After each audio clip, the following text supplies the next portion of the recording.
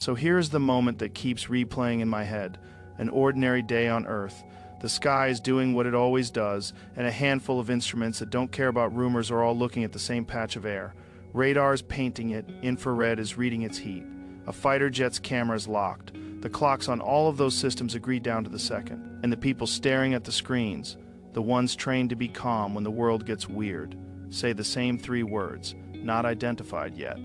That's the crack in the door. And for the first time in a long time, the door didn't slam shut. The footage was cleared, the pilots were allowed to talk. The language changed from tinfoil to "we're investigating." That was the moment humanity didn't prove we're not alone, but realized we had to take that question seriously. Let me talk to you the way I'd tell a friend after the gym. Here's what changed. For years, you had stories, lots of them. Some sincere, some confused, some fake, some incredible. Then you had a few leaks. Then you had a quiet shift inside the places that actually watch the sky for a living. They started using a new phrase, unidentified aerial phenomena.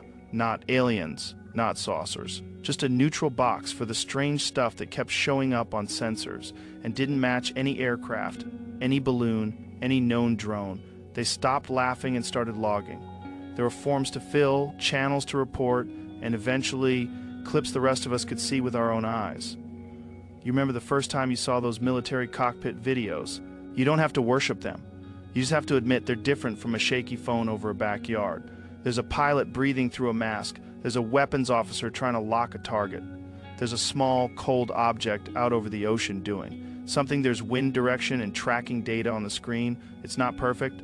Nothing is perfect, but it's not nothing. And when those clips were acknowledged as real by the people who own the jets, when they said, yes, that's our footage. Yes, the object was unknown at the time. That changed the temperature in the room. Now, the most important reaction wasn't from the wild-eyed guy at a diner. It was from the scientists and engineers who live and die by measurement. You had folks who've rolled their eyes at this topic forever, suddenly saying, we should study this for real. Not we cracked it. Not they landed on the South Lawn. Just we can do better than jokes. Some were still hard skeptics. Some were cautiously curious. But the tone shifted from dismissal to standards. And that's everything, because standards give you a path forward without destroying your sense of wonder. I want to be really clear about what counts as declassified evidence in this conversation. So we're not playing word games. It's not a headline. It's not a rumor. It's when official systems, military or civilian, capture something that trained people cannot identify, and that data is released or confirmed so the public can look at it. Sometimes it's a radar track that made crews scratch their heads. Sometimes it's a thermal signature with a speed estimate. Sometimes it's a pilot report paired with sensor logs. None of that by itself proves aliens, but it proves the subject deserves adult attention. Let's stack the pillars so you can see the shape of it. First pillar, the modern cases with instruments. Naval aviators chasing a target that accelerates like a ping-pong ball and then vanishes. Another crew watching a rotating object slide against high-altitude winds. It shouldn't be beating. Conversations on the radio you can hear where trained professionals use the same word, weird, and laugh because that's what humans do when something hits the edge of their map. Those moments are not proof. They are signals. Go look here. Second pillar, reactions from people who've spent their lives demanding hard proof. You've got a camp that says, slow down. There are atmospheric effects, sensor glitches, misreadings, and we humans are really good at fooling ourselves. Totally fair. And you've got another camp also with credentials saying, sure, but some of these cases have multiple sensor confirmations. Some were seen by more than one crew. Some don't match any known drone or aircraft profile. Do not throw the baby out with the bathwater. That tension is healthy. That tension is where good answers happen, if you let it. Third pillar, history. This didn't start last week. We've been chasing weirdness in the sky since before any of us were born. The old programs had names that sound like comic books, Sign, Grudge, Blue Book, but there were real people in those rooms sifting through stacks of reports. Most got explained, some didn't, even after serious effort. Then you get these spikes of mystery that feel like the planet itself is trying to get our attention. A weekend where objects popped over a capital city and caused alarms. A string of nights when an entire country's air defenses tracked silent triangles crawling across the sky. A forest base near the sea where airmen saw lights moving in straight lines that didn't care about trees or fences. Different languages, different decades, same shrug. We don't know yet. When you put those pillars next to each other, modern sensor cases, scientific reactions, and the long shadow of older mysteries, you start to feel the floor under your feet. No single story needs to carry the whole weight. The point isn't to crown a champ. The point is to admit a pattern. Our species has seen things in the sky we can't explain. Sometimes those things show up on instruments that don't hallucinate, and the adults in the room are finally willing to say, it could be many things, including a possibility we haven't named yet. That's where the moment humanity realized we're not alone gets interesting. I don't think it's a calendar date. I think it's a psychological threshold. For a long time, the topic lived on the edges: campfire tales, late-night radio, grainy booklets in a gas station. Then a switch flipped in the mainstream. A journalist could write about a case without committing career suicide. A senator could ask for a briefing without becoming a punchline. A scientist could say, "Show me the data," and mean it. The stigma dropped just enough for curiosity to breathe. That's a civilizational moment, not because it hands you an answer, but because it allows you to look for one without shamelets. Walk through a few anchor points that illustrate how this all braided together. We'll keep it clean, direct. The way you'd tell your cousin at a barbecue who's never gone down the rabbit hole but is open-minded. You've got the carrier group training off the coast. Clear weather, crews aboard, radar operators doing their job. Something shows up. Altitude, speed, actions that don't match the big book of aircraft behavior. Fighters are scrambled, eyes on target, a white, featureless thing about the size of a small plane. No visible wings, no visible exhaust, moving like it's not reading the same rules as everything else in the air. Multiple crews see it at different times. Radar track before. Visual in the middle, radar again after. Plenty of debate over the details. But the shape remains unknown, caught by more than one type of sensor, seen by professionals, corroborated across systems, cut to a different ocean, different year. A training squadron picks up something small and cold zipping just above the waterline against the wind. The sensor operator cycles through settings, infrared television, tries to lock it, and you can hear the adrenaline in his laugh when it finally grabs on. The object skates across the frame, like it's surfing an invisible river. No wings, no rotor blur. Again, not proof of anything beyond unidentified, but the kind of clip that makes even hardened skeptics lean forward and say, okay, let's see the rest of the data. Now, the scientists' reactions. This is where it gets fun, because you hear two kinds of voices, both valuable. One says, call me when you've got range, speed, altitude, wind direction, instrument error margins, and a twin observation from a separate platform. Until then, it's a maybe. The other says, we've got enough to justify a purpose. Built open, long-term study. Make a standing network of sky cameras. Link it to radar. Publish the weird stuff. Let grad students, amateurs, and pros tear into it. The worst case is we get better at tracking our own airspace. The best case is history. Those two voices are not enemies. They are two halves of the same brain. A lot of folks forget that scientists are people. They have reputations, bosses, grants to protect. The cost of being wrong in public can be brutal. So when you hear them speak carefully, don't read that as they hate mystery.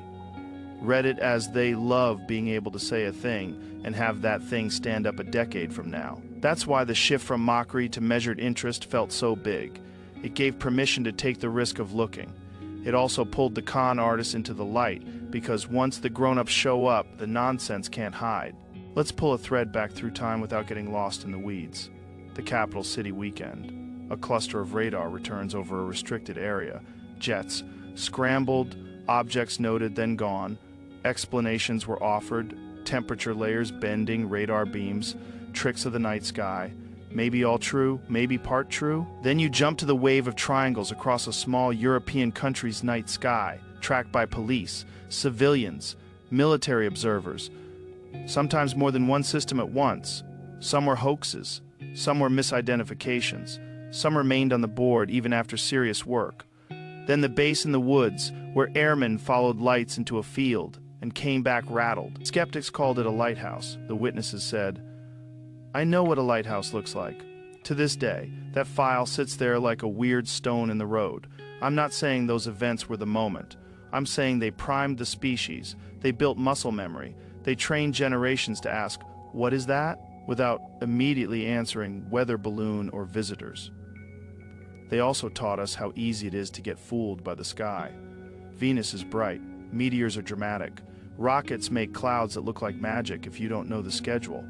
People hoax things because the lesson isn't trust nothing. The lesson is trust slowly and don't confuse a shrug with a conclusion. Now, let me be honest about the part that trips people. If we're not alone, why isn't there a crystal clear, undeniable video that shuts the world up? First, there are crystal clear videos of ordinary things that get mistaken for extraordinary things every day. Second, the best sensors aren't on your phone. They're attached to systems that don't dump raw footage on social media in real time.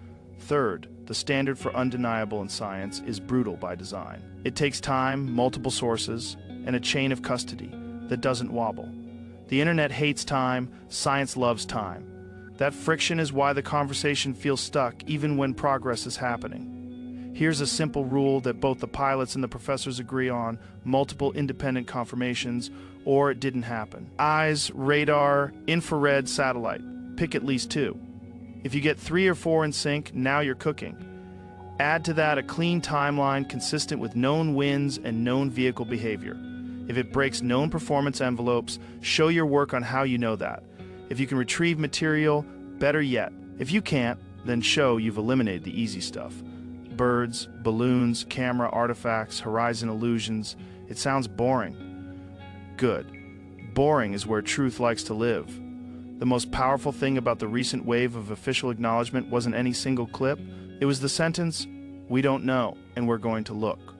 That unlocked the next piece: policies that finally let pilots report without being clowned. Once you do that, you get more reports.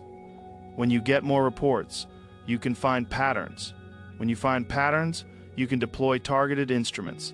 This is how you go from stories to data. And once data exists, the public can help. You think an internet full of nerds can't spot a fake or build a better filter?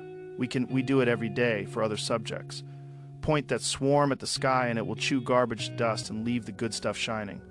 I want to bring in the human piece because this can't just be about machines. When a pilot with thousands of hours says, "This was different," I listen. Not because pilots are infallible, but because they are trained observers in a harsh environment where bad guesses kill you. When a radar tech says, "I've seen clutter, I've seen ducting, and this wasn't that," I listen. And when a scientist says, "Extraordinary claims need extraordinary evidence," I listen to that too.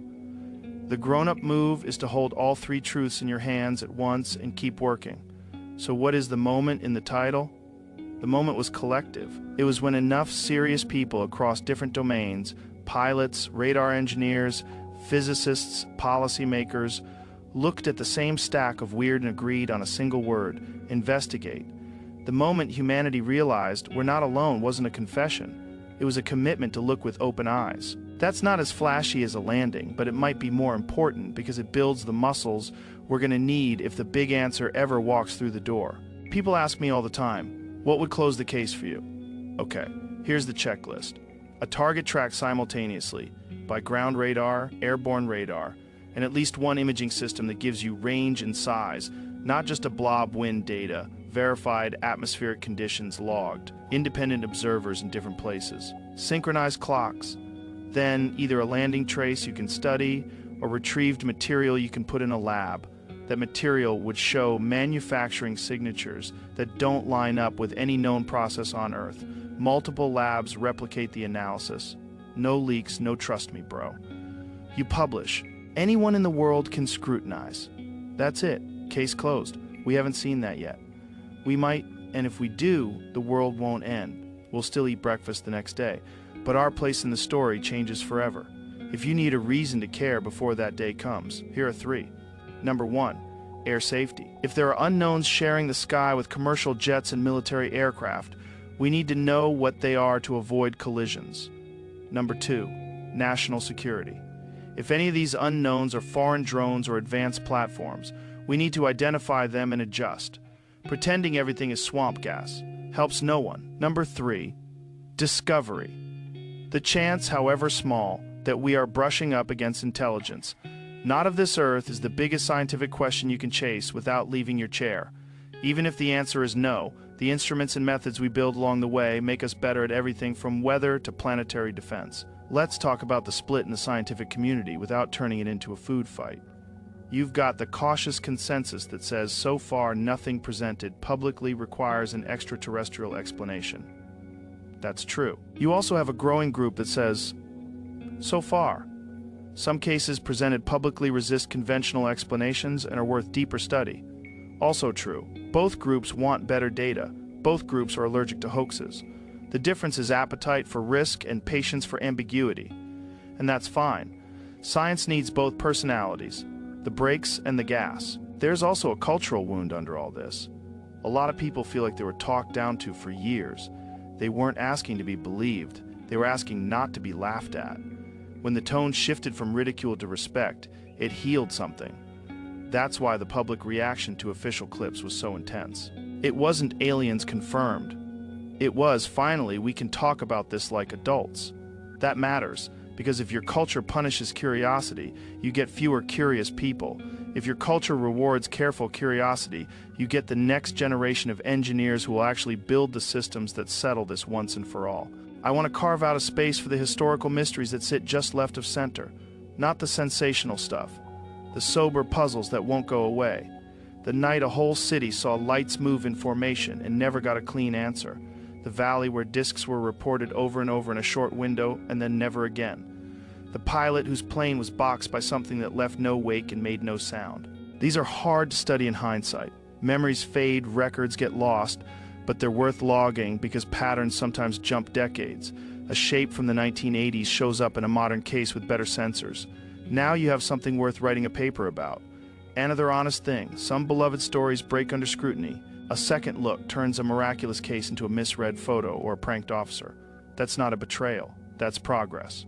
The goal is not to keep every legend alive. The goal is to clear the table so the stubborn ones, the ones that survive serious pressure, stand out. The more we accept that, the faster we move. So if we're not alone, why the koi show? Why not a landing on the White House lawn? Maybe because that's a human fantasy, not a universal instinct. If there's a mind on the other side of this, it might not think the way we do. It might be sampling. It might be mapping. It might be ignoring us altogether, and we're seeing the cosmic equivalent of a boat's wake. Artifacts of work that has nothing to do with us. Or maybe it's all ours. Secret projects and misreads, nothing more. You can hold all of those possibilities without breaking your brain. You just rank them by evidence and update when new information comes in. That's the adult way. And in the middle of those maybes, there's a simple, practical path we can walk right now. Build a public, distributed sky network, cheap, smart cameras with known settings. Open software, tie it to weather data, air traffic logs, and satellite tracks. Teach it to flag the oddballs. When it finds one, share the packet, raw files, not just a compressed clip, and let 1,000 skeptics and believers jab at it. You'll filter 99% of the noise. You'll catch the drones and balloons and meteors, and the 1% that refuses to die gets the full weight of the community. That's how you create your moment. Not with a tweet, but with an ecosystem. Look, I love the romance of this topic. I grew up on it like a lot of you. But romance is not a plan. A plan is a whiteboard with boxes and arrows, capture, timestamp, cross, verify, release, repeat over months and years. You build a library. Patterns emerge. You either find that all the weird dissolves under better light and we move on wiser, or you find that a core of the weird hardens and you point bigger instruments at it. And if that core points back, if it looks at us, we handle that moment together with the calm you earn from doing your homework. The thing I never want to lose in this conversation is humility. We have been wrong about the universe so many times it's embarrassing. We thought our star was the center. We thought our galaxy was the whole show. We thought life might be a one-off miracle. Now we're drowning in planets. And we're building telescopes that can sniff the air of worlds we'll never touch. Humility doesn't mean you believe every story. It means you understand how small your map is compared to the territory. Humility is the fuel for curiosity. It keeps you honest when a shiny answer tries to seduce you. So what do we say? Right here, right now. about the moment humanity realized we're not alone. I say it started when the gatekeepers stopped calling everyone crazy and started saying, "Show me." I say it deepened when pilots and radar techs and sensor logs stacked up cases that wouldn't sit still under a quick shrug. I say it took root when cautious scientists, the kind who hate being dragged into hype, agreed to look. That's the moment. Not fireworks, not disclosure day with a podium. A quiet change in posture from no to maybe. That's how every real revolution begins. And if the day comes when maybe becomes yes, if a lab report lands with a signature that is undeniably not human, remember this: the world won't split in half. Some people will pray, some will party, some will go to work and forget to care until the weekend. Kids will ask better questions, books will get rewritten, science will have a new mountain to climb, and all the boring work we did, the cameras, the logs, the standards, will look like wisdom instead of hesitation. Until then, here's the invitation. Be curious without being gullible. Be skeptical without being mean. If you've got a story, tell it. If you've got data, share it. If you've got a theory, test it. If you've got time, help build the tools that make good answers possible. Don't let anyone shame you out of the topic. Also, don't let anyone sell you certainty they didn't earn. Truth doesn't need salesmen, it needs patience. That's where I'm at with it. The sky is still the same sky our grandparents stared at. Still full of rocks and ice and lightning and human mistakes. It might also be full of something else, rare, quiet, careful. The only way to find out is to look together, louder and smarter than we ever have, and to keep our heads when the goosebumps show up. The moment is already here in the sense that we've finally agreed to take the question seriously. The next moment, the one we're all secretly waiting for, belongs to the instruments and the people willing to build them. And if that moment says we're not alone, we'll meet it like adults. With open eyes, steady hands, and a smile that admits, we always kind of suspected it.